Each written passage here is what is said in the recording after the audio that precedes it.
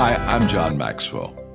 When the top companies in the world are looking for trainers, speakers, and coaches, there's one name that stands above the rest, and that's Maxwell Leadership. Our certified team members have gotten proven results for companies all over the globe, and our reputation, I'm proud to say, is second to none. Some of our members have risen to the top of their profession, including the one you're going to meet today. I proudly introduce you to my friend Bob Fabian Zinka. Welcome to the Leadership and Success Podcast with your host, Coach BZ, where we help you lead with purpose and succeed with impact. If you're ready to grow into the kind of leader others want to follow, this podcast is for you. If you're determined to elevate your success and leave a lasting legacy, this podcast is for you. As my mentor, Dr. John C. Maxwell reminds us, everything rises and falls on leadership.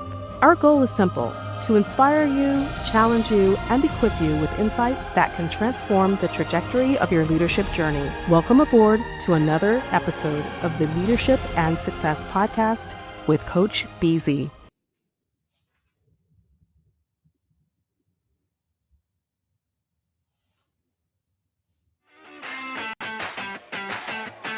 Talk us through the newspapers. Dan Södergren's with us. Dan Södergren is here, who's a marketing expert. Technology analyst Dan Södergren, who joins us now. Now is Dan Södergren, who's a digital marketing and technology specialist. Use AI to help you become more productive. Dan Södergren. Dan Södergren. I'm Dan Södergren.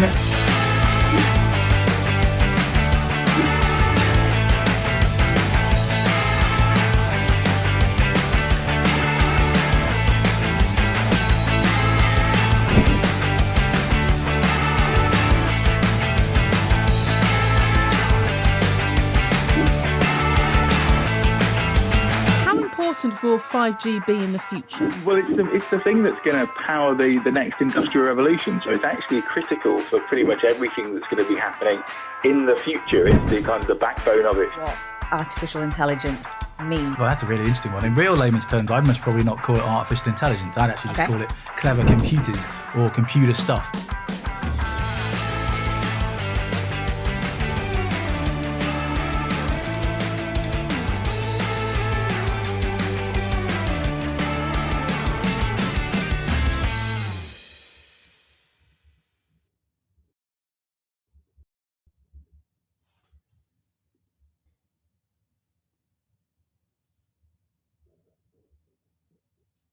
Hello, everyone. Welcome to another episode of the Leadership and Success Podcast. Thanks so much for joining us today. We have a very special guest waiting in the green room. But before we get started, as is our tradition, we like to start with a moment of gratitude.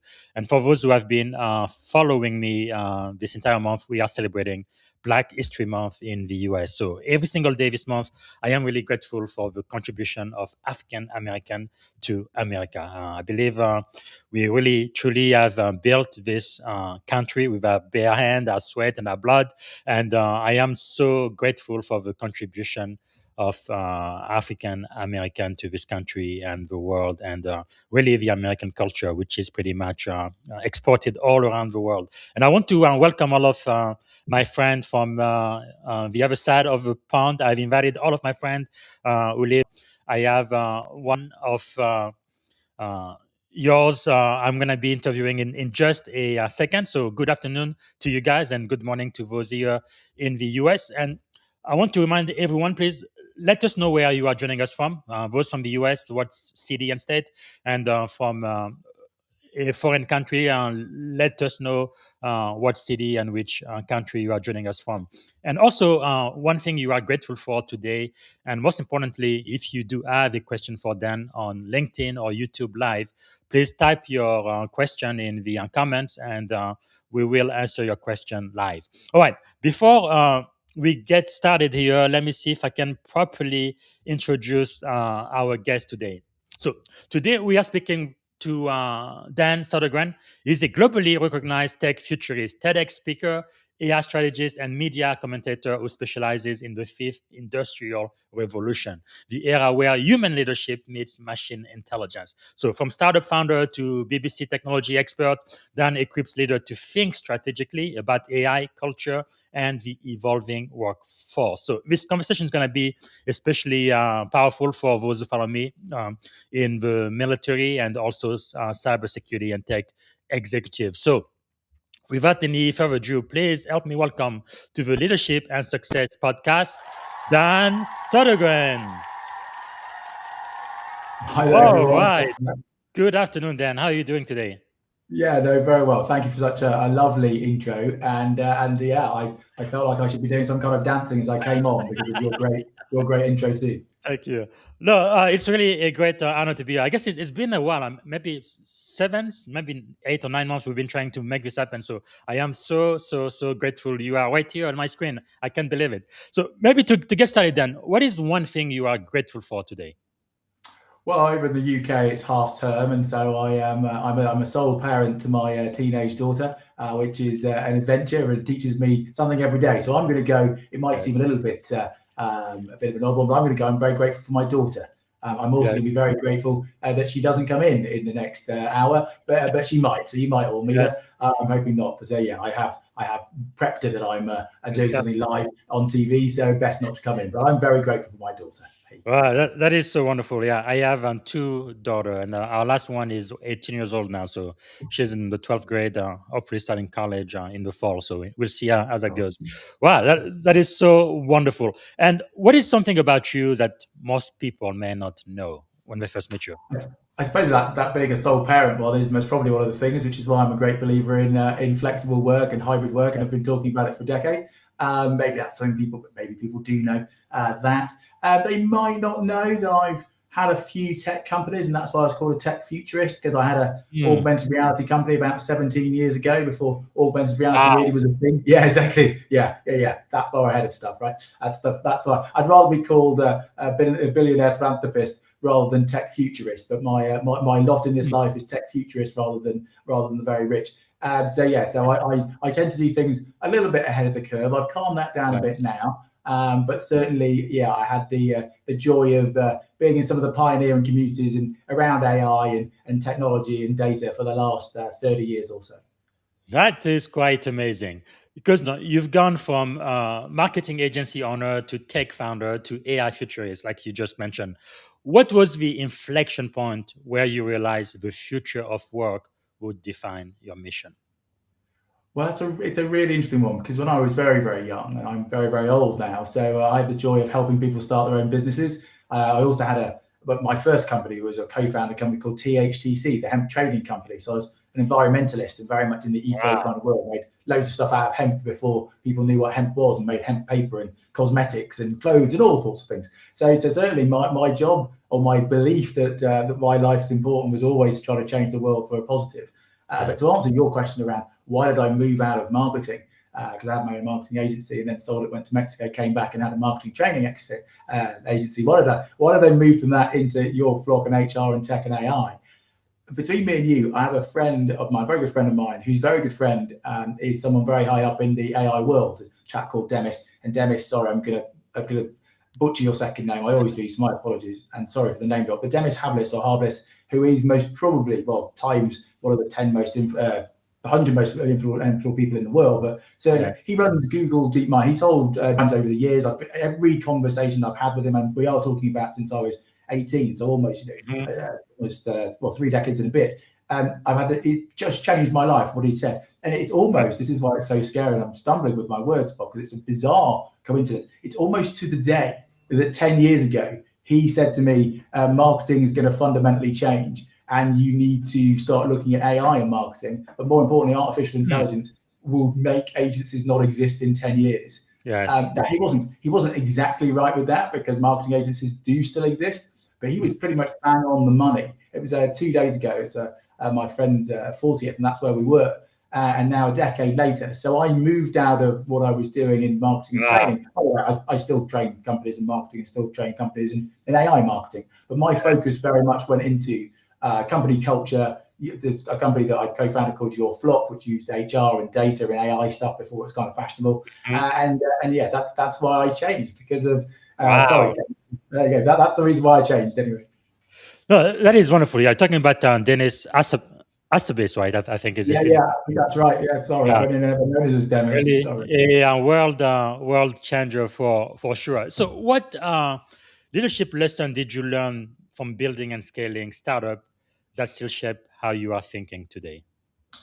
Well, again, it's terrible that my ego is so big that I'll quote myself when I'll answer this question. But it's not really an ego thing. It's just more. In 2015, I was working with a different company called Just Taxi, and Just Taxi was going up. But the CEO didn't know this at the time, which I thought was very amusing. But he wasn't a massive, global tech geek, so to speak. He wasn't looking globally. Anyway, this thing called Uber was in America. And I kept telling him, "There's a thing called Uber," and he's like, "Oh, don't worry, we'll be fine." And I was like, "Uber's really, you have to move real quick, right? Because Uber's going to be really good." But then, we were literally selling something that was going up against Uber, which wasn't a it was basically helping taxi companies have their own version of Uber.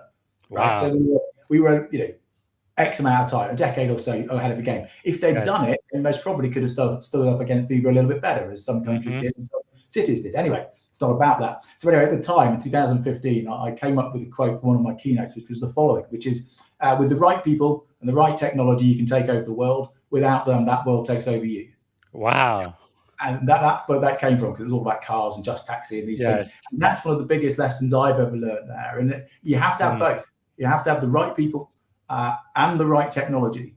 And that is one of the critical things. If you don't have those two things right to start off with, it's likely you're not going to change the world, and that world, you're going to be taken over by the world. And so maybe that's the easiest and most succinct way of putting it.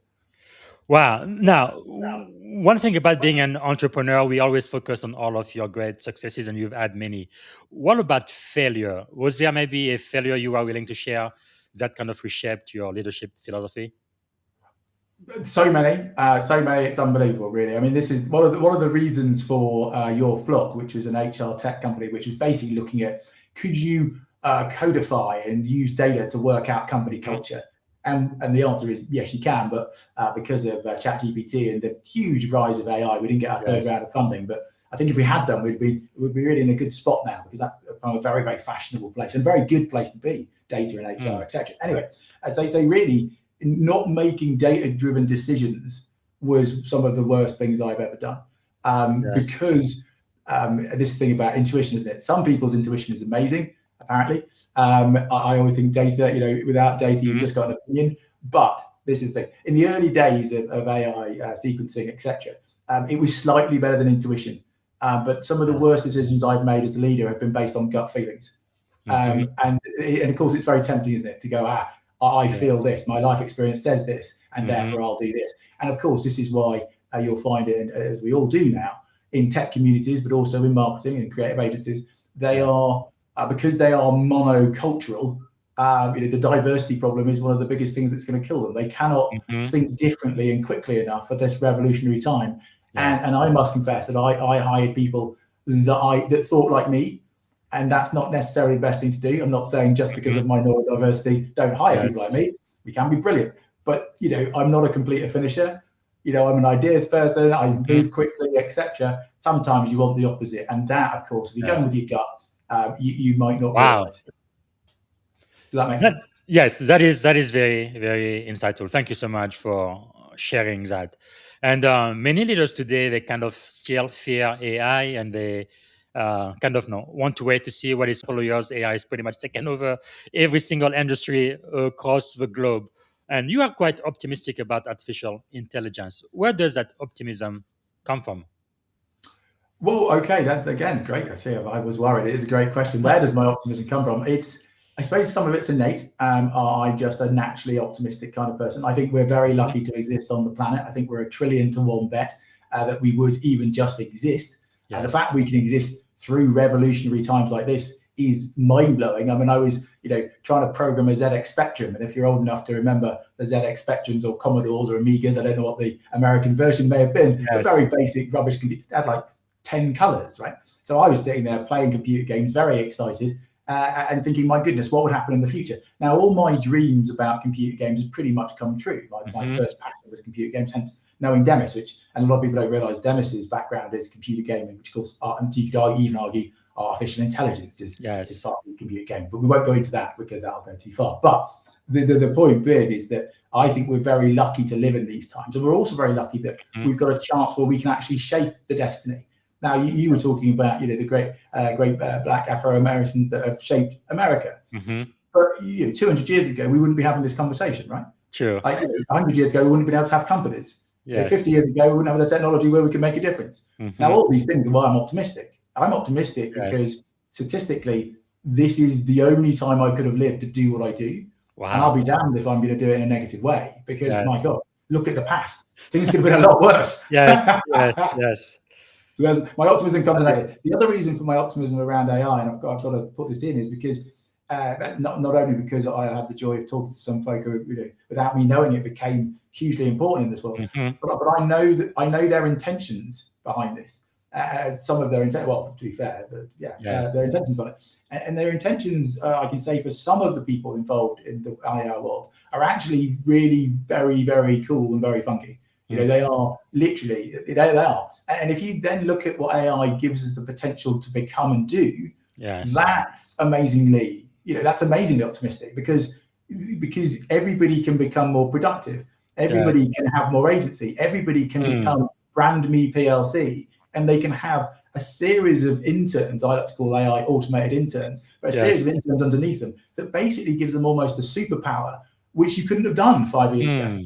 So I get there's negative sides to that as well, but my goodness, we can control the destiny of the world and our own personal world so much more than we could have even 3 years ago. And next, I know it sounds awful, but you ain't seen nothing yet. It's the future is around the corner right now. And in the next 3 months, I mean, even the changes in the last week, as you know, Bob, the changes in the last week with some of these things is mind-blowing.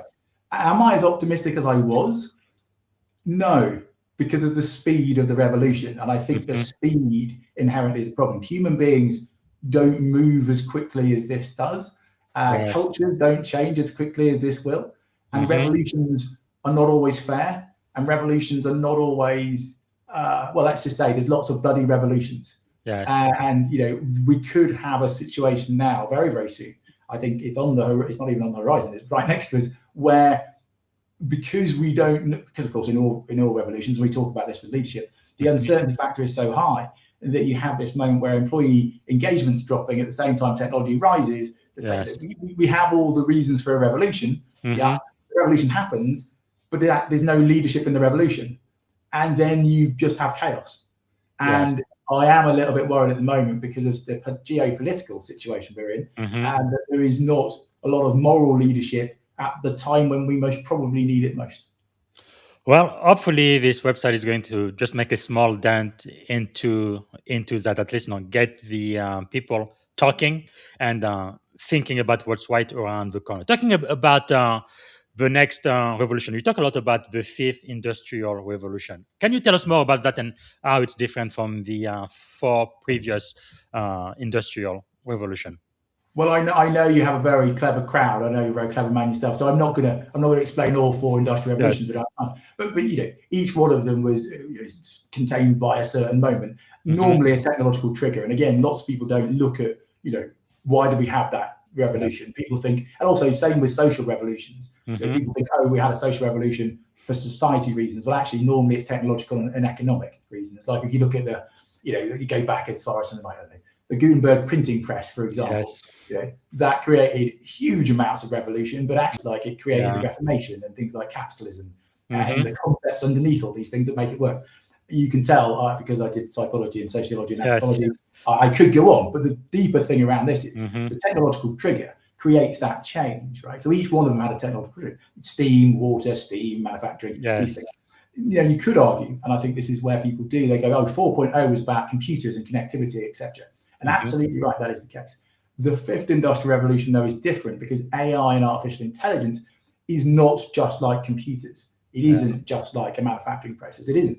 And this is why we have to realize this is the fifth industrial revolution. The reason why I use it so much is because it changes the way you look at things. The things you look at change. Wayne Dyer said this brilliantly. And the point being is, if you don't call it a revolution, then you start blaming yourself You're like, oh, why is this happening to me? Oh God, it's because I'm too slow. No, it's a revolution. Revolutions aren't fair. Revolutions are amazingly fast. Revolutions create uncertainty. This is the fifth industrial revolution. This is why we're in the state we're in. This is the tornado that happens. It takes off. If you ever seen the Wizard of Oz, where Dorothy gets taken up with this tornado. She has no choice in this. And now as businesses, we have no choice. And if we want, we can argue against it and say, no, we're not going to change. But unfortunately, the world is changing and has changed. So the fifth industrial revolution, I characterize it in the book. There's 4 different intelligences that we're going to need. Artificial intelligence, emotional intelligence, organizational intelligence, and independent intelligence. And that's what's different between the last ones. The other one I'd say as well, and it's a big difference here, is that the fifth industrial revolution potentially is one where it's a people's revolution. Yeah. And that has the potential. That's my thought anyway, but there you go. Wow, that is quite insightful. So what do you think will then separate leaders who thrive from those who become completely irrelevant? One of the things that leadership has to look at more, and again, it's not fair because this revolution is moving so quickly, is emotional intelligence. And it's the emotional intelligence that people have to start considering. Do you have enough emotional intelligence to lead your team or your company? Now, a lot of leaders, because of where they were brought up and because how they were brought up and how they got the job, and sometimes leadership is foisted upon us, we don't necessarily have that emotional intelligence. It wasn't particularly fashionable 20 years to be teaching people about emotional intelligence, but EQ is going to be more important than IQ, because IQ is going to be done by the computers and by artificial intelligence.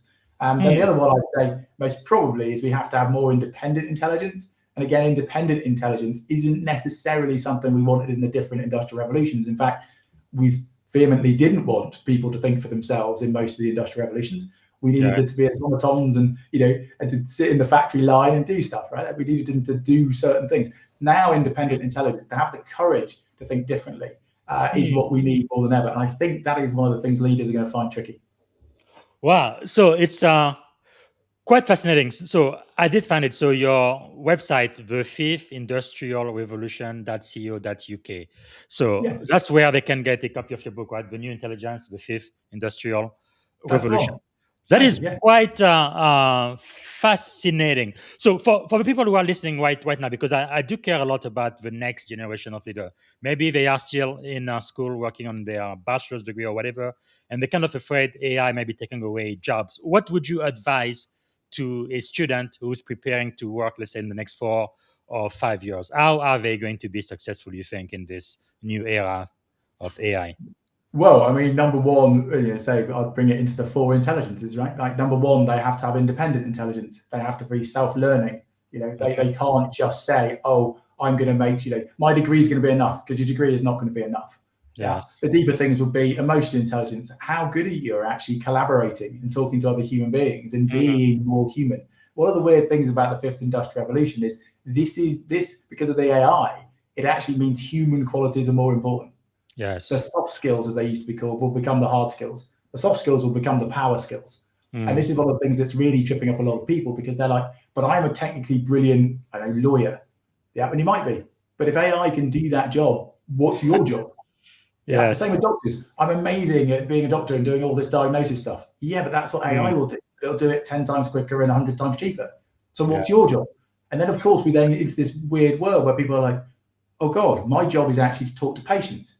Oh, no, my job is to be creative thinking. Oh, no, my job is to, it goes on and on, right? Now that, if you look at what the WEF is saying, forum, AI, those skills are up there. So if you don't know about AI, you don't know about, you haven't learned how to prompt Claude, you don't understand anything about, no idea what large language models are out there, and you don't know the differences between them, then that you need to do. You'll need to learn that.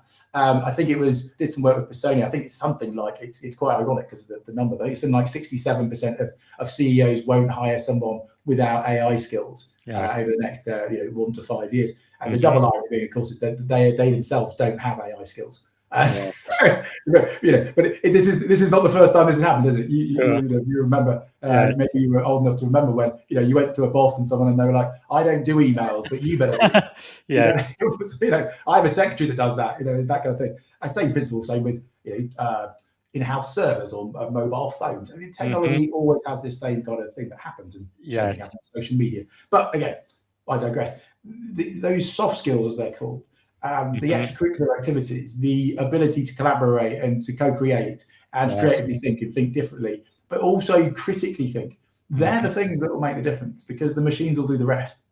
And of course, as a society, we have to fundamentally think what happens in this fifth industrial revolution. Because in the first bit of the industrial revolution, there will be a mass losing of jobs. Now, the problem we have with this industrial revolution, or the interesting facet of it, and as I'll quote Demis here, because he did say it brilliantly, I always talk about it in the keynotes, this is likely to be 10 times bigger than the other industrial revolutions, but just happen 100 times quicker. And that's the difference. So it's not fair that this one's so quick. It's not fair this one's so big.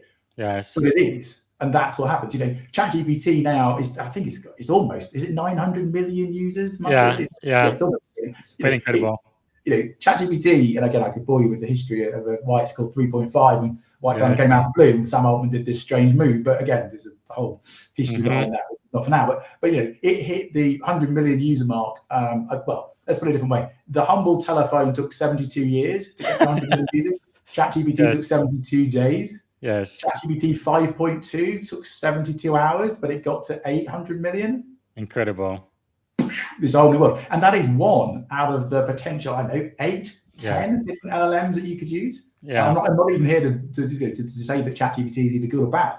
Far from it. It's like the vacuum cleaner of the Hoover world, or whichever way around those are. You might have the same idiom in America, but we have kind of you vacuum or you Hoover your house in the UK. But it's a vacuum cleaner. It's just a brand name. But there are hundreds of different brand names of Hoover, right? Or around vacuums. ChatGPT is, I'm always worried that, I think it's something like 95% of people use it for free. That should be fundamental. And people are using it for free for their work. We did some work with Personio, and I think 67% of people are doing this thing called shadow AI. You'll love this from a cybersecurity point of view. Shadow AI, right? Using it outside the AI policy. Then I did some other work with another company, and we worked out that only 54% of companies have an AI policy. So, and then you're thinking, okay, where's the employee stand at this moment? And of course, you have this horrible thing where it's about 66%. It's always around the 60s and 50s, but 66% of people do not believe they've had decent enough AI training. So you can see why leadership's in turmoil through this revolution, because most of their employees haven't had enough training. They haven't got a leadership, let's put it a different way, they haven't got a policy around that moment anyway. They don't really have to handle it themselves, and the world's moving quicker every day. If that doesn't say to you revolution, my friend, I don't know what does. I guess I'm really excited we are living in this time in history, because there is so much potential, right? And I guess some of it can be a little bit scary. I understand why some people are anxious, but they really do need to get into the game. So one thing you've said is AI and emotional intelligence, they really must evolve together, right? Why is that so critical? Well, again, this is just between me and you. This is, and also the people I did talk to my keynotes and who I train. Without that emotional intelligence, you have a big problem, right? If you think about it from a leadership point of view, if you're leading through a time of mass uncertainty, which this is, a good friend of mine, Tom Cheesewright, says, living through uncertain times, but also the time of high frequency change. This is a perfect time for high frequency change, which creates mass uncertainty. And as you'll know, and from a neuroscience point of view, it's one of the worst emotions a human being can actually have is uncertainty. It's better to know your fate rather than to be uncertain. Now, loads of people are uncertain at this moment in time. Now, if you're not emotionally intelligent enough to realize that fear creates a certain thing inside people, uncertainty creates fear, and actually you've got to overcome that fear, and you've got to help them, and you've got to lead them to do this. It's one of these weird things now where leaders are basically saying, right, we need to do this stuff, but I'm not going to do it myself. They're not leading. They're just trying to boss people around. And you can't say, we're going to take, you have to do it from the front. We're going to take the hill together. Great, because it's part of the revolution. That's what happens in revolutions. Now, one of the weirdest things, if you do that without any emotional intelligence, you're in trouble. Because we don't have, and this is the thing, and you'll know, complex change, right? It's the military are brilliant because they get the fact you need to incentivize people. Not only are they paid, it's also a great incentive in not dying, or saving your friend's life. And there's a great moral incentive. There's a great why. You don't have to answer the why. But now, of course, businesses are in this, why do we do what we do? What are the incentives we can give our people? Because it's the classic 5 pillars of change. Do you have the vision? Lots of companies have the vision, yes, because they say we want to use AI to make us more productive. right? Have you given the people the skills? Well, 66% of people do not believe they've been given the skills. So that's a mistake. As soon as you haven't given them the skills, that creates anxiety. And that's where we are. People are anxious. And that's because you've created it yourself. Then there's things like frustration. How do you make people frustrated? Well, you don't give them the resources. Well, that's why people are using free versions of AI, because you haven't given them the licenses. That's insane. That's like turning up to, and they just go, oh, you haven't got a laptop. Oh, you haven't got a mobile phone. But do crack on. I'm old enough to remember when people weren't given a laptop and mobile phone. And that time very quickly stopped because we realized technology was going to be important. Then you've got things like this, like my big one. And again, this is about emotional intelligence, but also organizational intelligence. Because of the revolution, because it happened so quickly, we have to change how we did business before. This is not a time of business as usual. One of the big ones is incentives. Like, what is the incentive for the company cultural change that you want to do that has to involve everyone, that you're leading from the front, but what's the actual incentive? So I'll give you a particular example. Let's say someone gets really good at using AI for a particular role. What is their incentive to share that information with the rest of the company and the people doing that job? Yes. And right now, in what I would call modern capitalism, or I'm not going to say end of stage capitalism, but certainly modern monopolized capitalism, where we are now. Yes. I'm not sure, and I haven't met a company yet, because I ask this quite a lot. I train companies and try to think about it, but we're still not. I mean, not surprising. You've got to remember, 2 years ago, AI wasn't really on the spreadsheets. AI training only just got on there. Now I'm asking them to incentivize, business management around an objective that they don't even understand. I mean, it's impossible. But think about it. If you had a centralized database of good prompts that other people could rank, and then you could all vote for the different ones, well, what happens when someone wins? If someone wins the best prompt of the day, what do they get? And please don't say they're not fired. That's not enough. Yes. Just like, in the military, you can't say, oh, we're going to take the hill. Brilliant. Amazing weapons. By the way, if we don't, I'm going to shoot you. Because there'd be no incentive. But my apologies. I realised my military knowledge is nothing. So sorry about that. But you understand that. Well, understand that. I get your point. Yeah. Incentives are going to be the key bit. And right now, I don't think we have very many answers, apart from very small tech companies. And I think that's why very small tech companies are winning, because they can incentivize their people in a different way to maximize the use of technology around them. And that's why we talk about independent intelligence. The ability. Are we letting even our young people, are we letting our employees have that sense of courage to self-learn and then come back to the leadership team and say, hi, I've learned this. Yes. I'm not sure. Because I talk to a lot of leaders, and I know they say this. They say, oh, yes, it's very important. There's a great research that's just come out. I think it's only today. Nick Bloom came out. Well, it might not be Nick Bloom's report. Sorry, Nick. It's on LinkedIn. But the CEOs, CIOs, they believe that productivity, I'm amazed by this, that productivity they believe that productivity might double in the next 3 to 5 years. Wow. Because of AI. Absolutely. Now, that could be, I can absolutely guarantee that can be true. But it takes a huge company culture change for it to happen. AI's got that potential, yes, because in certain roles you could be 4 times better than you are now because of what we can do.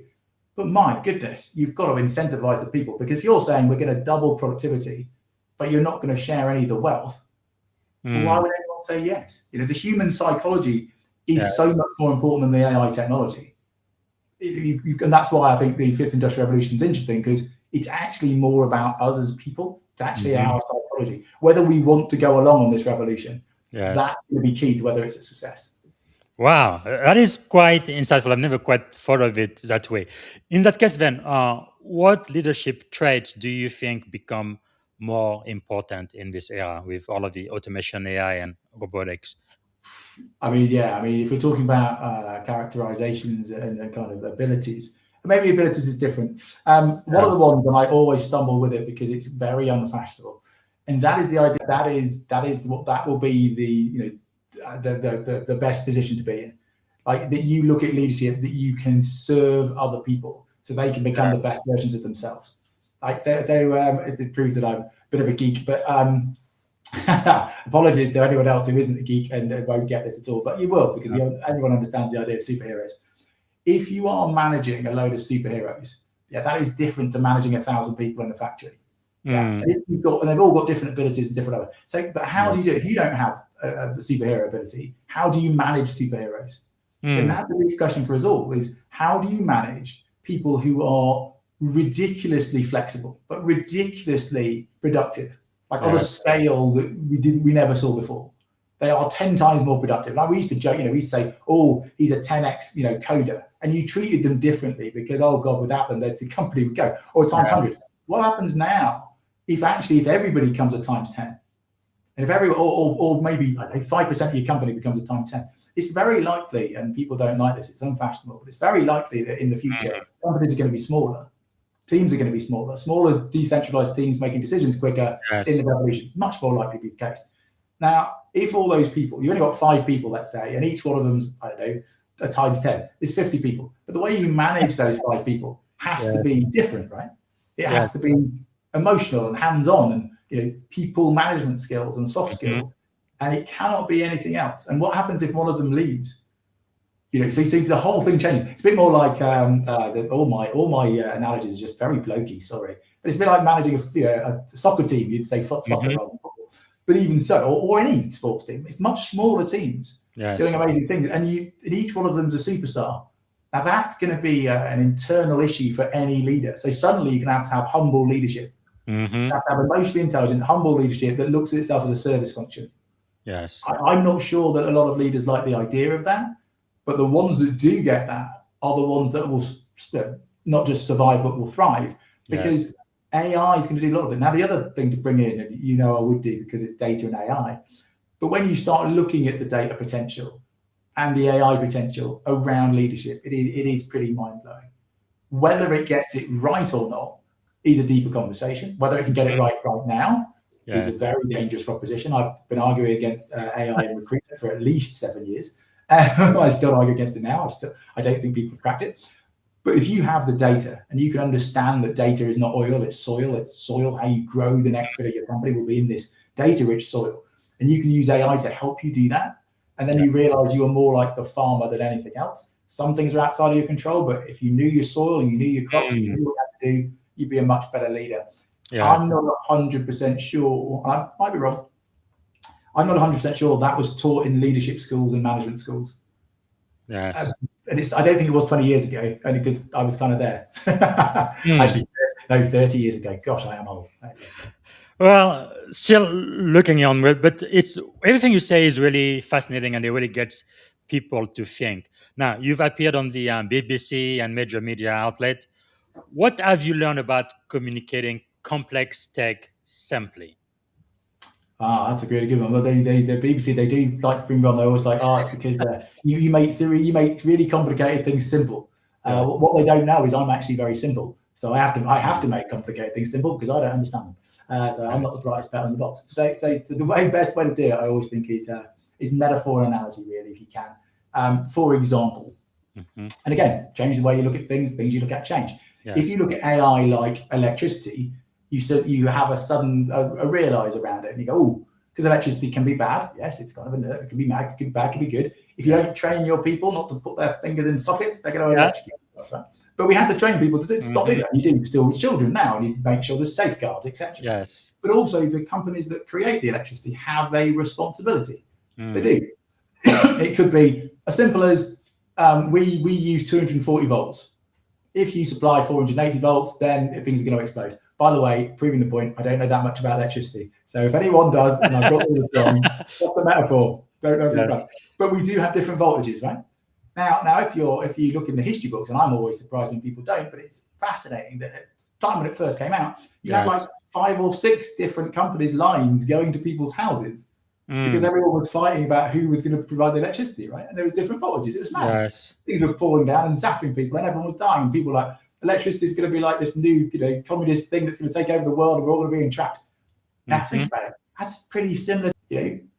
4 or 5 main providers, different voltages, different abilities. Everyone panicking. Everyone saying it's dangerous. Everything. And don't get me wrong. I'm not saying that we want just one.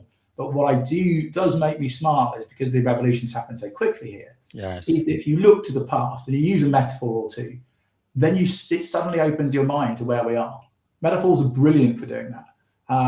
Obviously, they stumble down when you start thinking, well, electricity not the same as AI, Dan, because AI can think for itself. Yes, I know, but it powers things, and that's what it can do now. I think it was some great people said, just like electricity powered the last hundreds of different industries over the last 100 years. Now AI will do the same. That's where we are. So I always think if you can use metaphor and you can weigh it up to whether it's good or bad, then I think that's always a good way of simplifying. Yeah, actually, one thing you mentioned, I think I want to talk a little bit about this, right? The responsibility for those who actually develop AI. Now, another thing I love about this podcast, you are all the way across the pond in the UK, and most people tend to think, like as in silo.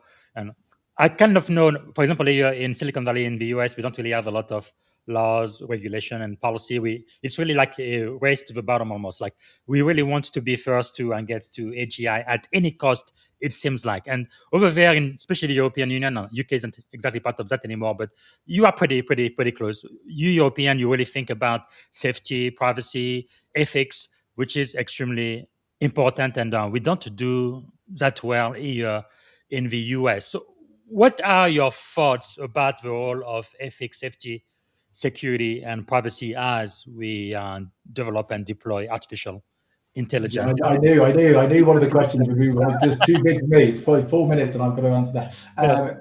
Who is the right God? Discuss. Oh no, right, that's a bit big. And it does make me smile because I would much rather the UK was much. Because I guess another thing that does concern me a little bit. It's been confirmed as an information warfare commander for the first time in history. The US military has actually used AI to enable them to do a surgical strike in Venezuela and capture Maduro. It was really aided by AI. That's never been done before. So what could potentially happen in the future? Who knows? I feel like we definitely need to have some pretty clear guardrails on how to use this technology. I mean, the idea of not having guardrails, we've all seen Terminator, so let's not get too silly about it. We all have, right? And we all know what happens if the military machine. I mean, that's the whole thing. The whole point is we're moving into this new world of robots pretty quickly. Yeah. And we start thinking about military. Well, you start thinking about because you mentioned that in China they just had a huge festival. They had robots doing kung fu, perfect kung fu. Can you believe that? What if they just change their mind and they start killing people? That is possible, right? Well, absolutely. That's the whole point about guardrails, right? So I'm always, because I've got to, because otherwise I get too excited myself. So if we can, robots are one thing, AI is definitely another. I understand the AI brain goes in the robot. I'm totally with you. But as you know yourself, they are very, very separate fundamentals. And so it's physical ability versus the other stuff as well. As well. Both need guardrails, by the way. These guardrails that we need to stop misinformation. That's massively important. Social media, etc. Just huge. But there aren't them in America. Now, you should all be worried about that. Just like in industrial revolutions. We know that in the past, industrial revolutions that have no environmental or social guardrails basically destroy part of the world, because they do. Victorians, I mean, if we do exactly what the Victorians and other people did in the industrial revolutions, we'd be appalled. But we don't, because they won. But they did a lot of bad things. Let's be fair. Because we do have to think about the environment too, right? That's absolutely, there's the environment too. But there's also the social environment. There's the environment and there's the social environment. And then there's the military stuff, which is almost a different thing. Now, all these things, this is why it's worrying what America is doing. And by the way, when people say America wants to catch up with China, I think you might not quite understand the world globally, that China, unfortunately, has been ahead of the Americans in AI for a while. And I don't think that America can catch up. I know no one likes that thing, but just because ChatGPT, I mean, you look at the LLMs, and you look at the open source ones, you look at a lot of stuff that's happening, and America is not winning. And by the way, hasn't been for quite a while. I mean, I was in Shanghai 7 years ago. They weren't winning then. They were doing amazing things then because they have. And by the way, this is not bashing either side or saying either side's right. But when you have a government that can control most of the data flow and actually say what companies do, that government and society is likely to win. The open market can't beat that. Now that's a different point. And don't get me wrong, ChatGPT, amazing what they've done.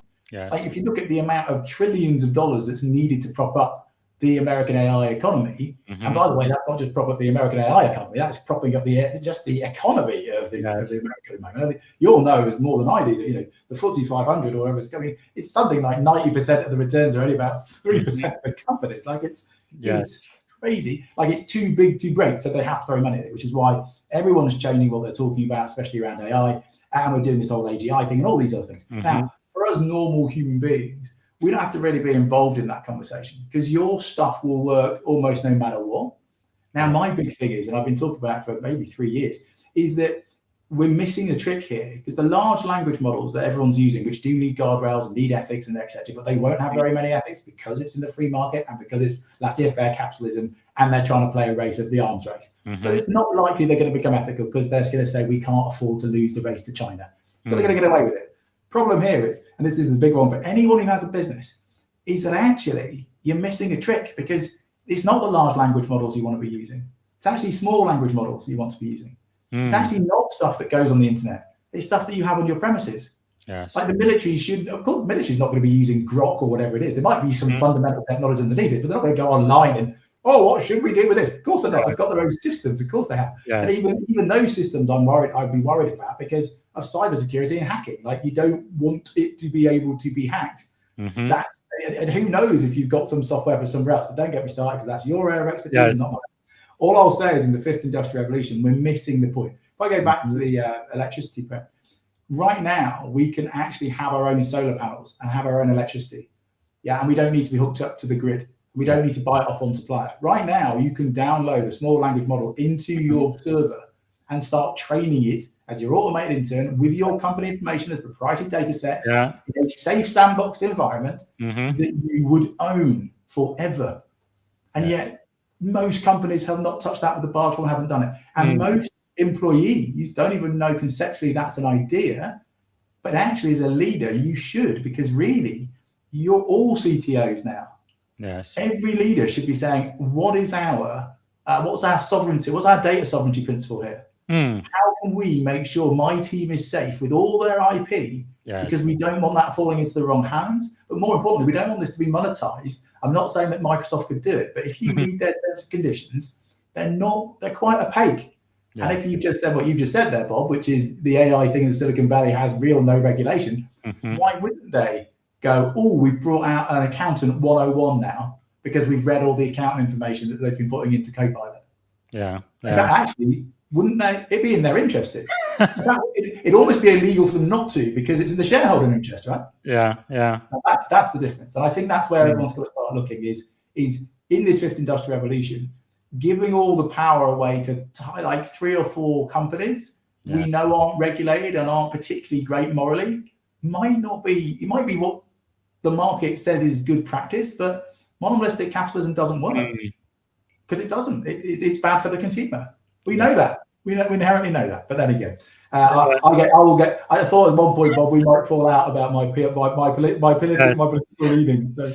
No, thank you so much. This really gets people thinking. I guess that's one thing, one of my objectives with this podcast. I don't have all of the answers. I have experts like you, but at least you get us thinking, right? Maybe what we're doing is not the right thing in the long term, because you don't really want to be short-sighted, especially with this technology.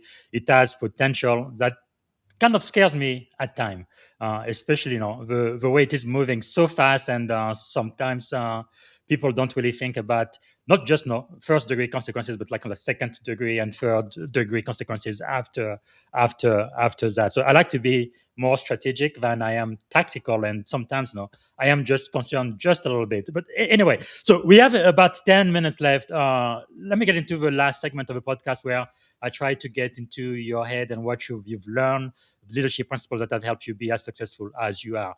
One question I will ask is, what do you believe is the greatest lesson you've learned in life so far? Not just in life, in general. In life in general. Life in general. Life in general, without going too deep, I'd say that hurt people hurt people. That is something that it took me a good, 45 years to realize. That often when someone does something negative to you, you've got to kind of look at maybe the why. Why did they do that? I think this also moves into the world of organizations and, of course, in leadership as well. And that's because of this fifth industrial revolution, where there's a lot of hurt people. There's a lot of people that feel that they don't have a voice. There's a lot of people that are making some pretty odd decisions around things. And fear, is one of the biggest multipliers. And that's what we need to get rid of. I'm not going to go as cliche as say love is the answer, because it might not be, but certainly fear isn't. I think that's where we are at the moment, geographically or geopolitically, should I say. There is a temptation for us to fall into this kind of darkness because of our own fears around change, but change is the only constant. So maybe they're the two things. Hurt people, but change is the only constant. They're my two biggest lessons. Okay, and what has that taught you? Well, the hurt people thing is to just be more empathetic. I talk about emotional intelligence being truly important in the fifth industrial revolution. That doesn't mean I'm particularly emotionally intelligent. Yes. But I can recognize and understand that it's going to be an important trait, and it's something that I need to develop in myself. But I have a kind of inherent kind of growth mindset. I know I'm a work in progress. But I do know that one of the areas I need to look at more is being more empathetic, and which is why before I wouldn't thought that. Before I go, oh, someone's hurt me, I will I'll hurt them back. If this is my, I will get them back. Now that doesn't understand why they might have hurt you, and if you can take a step back and the classic, is it the Japanese account with the 7 whys principle, where you ask why 7 times? Same principle again. The other one I've actually got tattooed to my chest, which is Kaizen, or however you say Kaizen. 1% improvement all the time. They're the big things that I've learned. So, it's getting more emotionally intelligent. It's making sure that you're not trying to strain yourself too much and not having burnout. There's a horrible stat coming out, literally, I think it was today, about 30 people who are under 35. It's something like 67% of them. It might not be that high, it might be 55, but are in burnout. Leaders are in burnout stages as we speak. And that's a lot of people. And I think one of the reasons why there are so many people in burnout, because we forget that there is a cognitive load when it comes to using AI, which people haven't quite got yet. The fact that you can have 5 interns suddenly makes you a manager, right? Now, if everyone suddenly becomes a manager, that's a different skill set. And actually, there's a different cognitive load. Yes, you can become 20 or 40% more productive, but actually you might want to work only 4 days a week or 3 days because of it. And this is the bit between me and you, Bob. This is why I try to help companies change. Because I actually think it's good for society. If people didn't spend so much time in the offices, I know with hybrid solutions and things, but if we had more time to look after our daughters or look after family, because we're going to have more 80-year-olds than we're going to have 18-year-olds. And everyone's saying, oh, what will we do? Well, you won't work as many hours and you'll look after your parents. Yes. That's what we'll do. Now, a lot of people who are leaders don't like that because they don't want to look after their parents, but that's a different point. No, thank you for sharing that. It reminds me, during the pandemic, I know Silicon Valley slowed down considerably. And I think people kind of, reflected back on their priorities, because if you're in your dying bed, you're not going to be like, oh, I want to go to the office for like 4 more hours or anything like that. Exactly. And, we definitely also proven that you could do all of your work at home. You don't even have to leave your house. But things like isn't it weird? But isn't it weird at that time? It's weird because I love the fact you mentioned it, because very few people mention COVID times, by the way. It proves how psychologically damaging it was for everybody. And it should have been. Worldwide pandemic, everyone had to stay indoors for 2 years or 2.5 years. Everyone went to prison for 2.5 years. Tremendously damaging, right? And then everyone comes back and they're like, I don't know why, but employee engagement's down. It's like, hello? Anyone? We all thought we were going to die. Like, the end of the world stuff, we all started prepping. Then people are like, right, get back into work, get back into the offices. No, thank you. Why not? We've proven it. We prove you don't have to. But we need you to get back in the fields because we paid for them. No, I can't believe people are leaving our companies. What? Like, it was just then, for God's sake. Amazingly, people don't talk about it. It proves how traumatic it was. No one talks about it. That change, and this is why I talk about the hybrid and happy. I wrote a book, that one as well. But the productivity lifts you get from hybrid work is pretty intense and pretty good. But also people would, you'd rather lose $10,000, it may have been more of your wage than have to go back into the office, right? Now, leadership's got to realize that change doesn't go back. Also, leaders are a bit naughty because it's often the leaders who aren't in the offices, right? Yes. They've been doing it for 2 decades. And then all of a sudden we can all do it. And they go, oh, no, that's not fair. Well, because I'm a leader and it's taken me 10 years to become one. But you like your life. Yeah, I do. Could I like my life? Well, no, because I didn't like it when I was your age. No wonder the next generation. No, that is great of you sharing that. It really makes you think. So what do you believe is the secret to your success? You've scaled a lot of businesses, from marketing to emerging tech, AI, 5G as well, future of work, TEDx talk everywhere. I mean, why do you think you've been so successful? This was the question I was worried about when you were saying why not successful.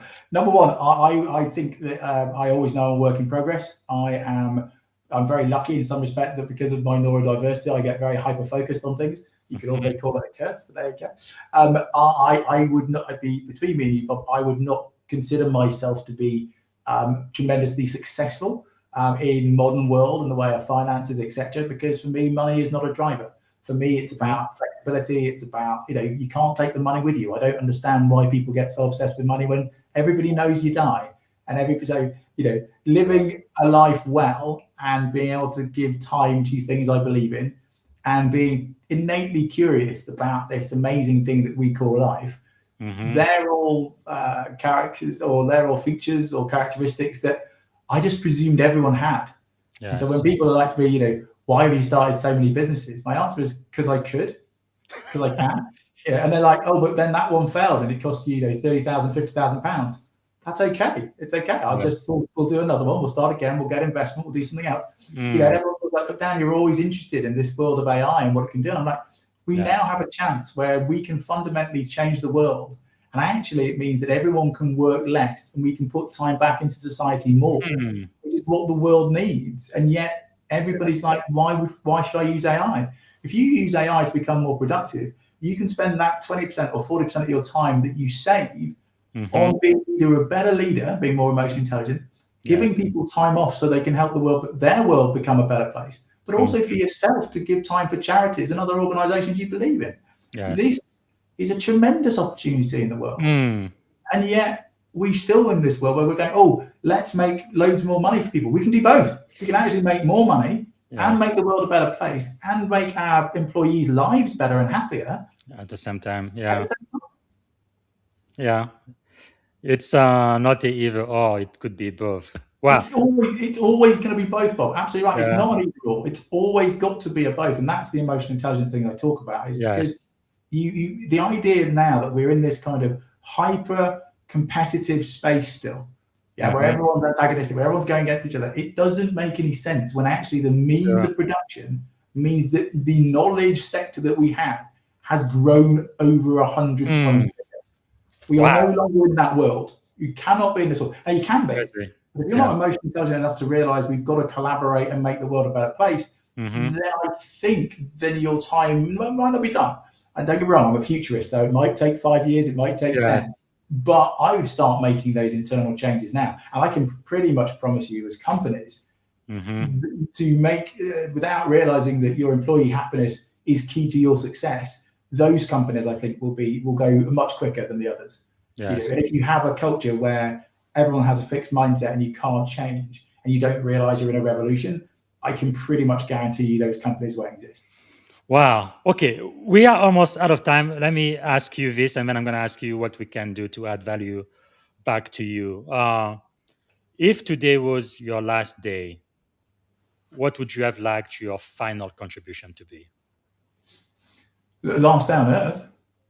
Oh, okay. It's for me, it's very simple, to make sure that my daughter is fine for the rest of her existence and that she's happy or as happy and content as she could be, which I know doesn't sound very social, but I think that charity starts at home, and to make sure that she's okay between me and you would be my key thing. Now, if you want me to open that up, then the reason why I do what I do, the reason why I write the books and the reason why I do the trainings and the rest of it, it's all online, etc., is because that legacy piece to me is pretty important too.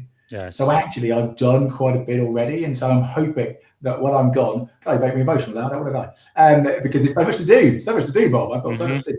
A lot of that stuff is online, and I'm hoping that people will, take that, read that stuff, learn from that stuff, and then change their businesses because of it. Yeah. Whether that changes everything from we're playing up against some pretty big players like the likes of Elon Musk, etc.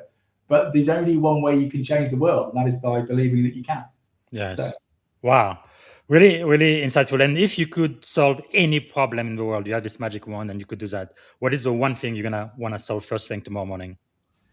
I'm going to say, it sounds ridiculous, I'd say the planet. Because without the planet, it'd be great to say poverty, but poverty you wouldn't solve anything anyway, because it's all relative. And so you could bring everyone's thing up. But if you notice, this is the weird thing about life, so many people believe that life's got worse, but actually life has fundamentally always got better.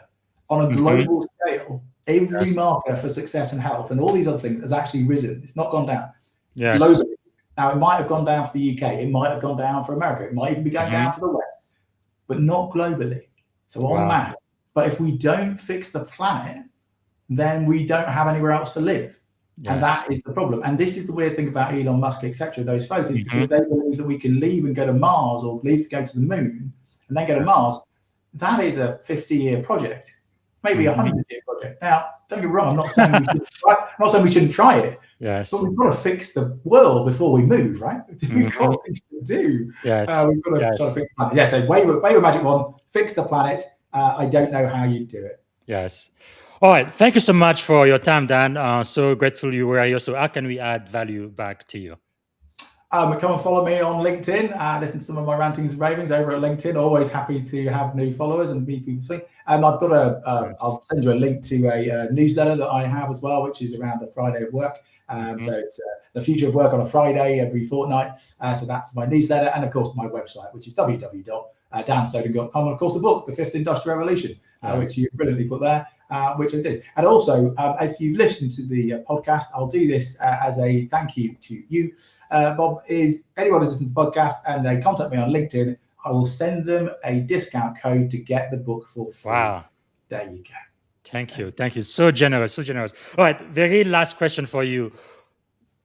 If you could go back and give a piece of advice to your 17-year-old self standing at the edge of this incredible career you've had, what would you say to 17-year-old Dan? I'm about to give you a particularly far too personal and honest answer there. There you go. I very rarely have a filter. I would say, I'd say be careful. Remember that technology comes in waves. And always look at the hype curve before you make a move.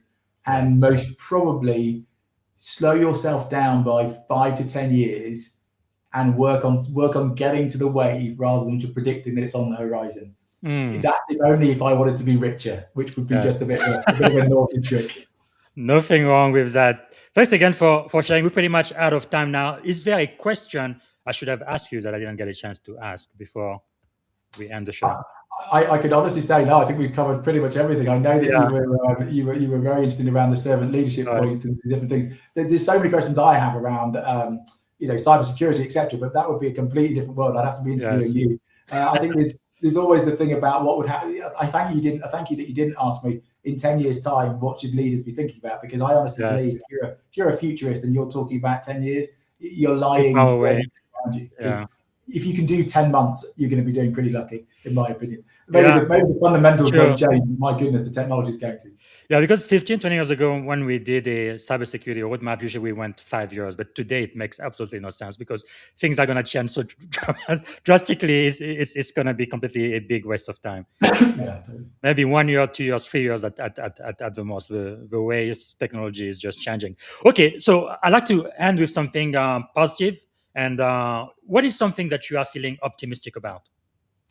I'm going to be cliche and say the world and AI, because I truly am optimistic about it. I think if we do this as a global community and if we are sensible about what we're doing, the opportunity of small language models to fundamentally change businesses is mind-blowing, because everybody then gets an extra member of staff for every member of staff. Wow. But only when you do it properly, with the right data, on premises, doing it properly, investing the right amount of money, giving people the right amount of resources, and we don't just trust the likes of Copilot and ChatGPT, because doing so is really quite dangerous. But we can, just like with electricity, we can charge our own businesses and make our own electricity and make our money from using the electricity. What I'm saying is you don't have to necessarily pay a massive company to supply your electricity, when actually you can start supplying it yourself. Wow. And I love that you said investing, because it's not a cost center, it's really an investment into yourself and into the future.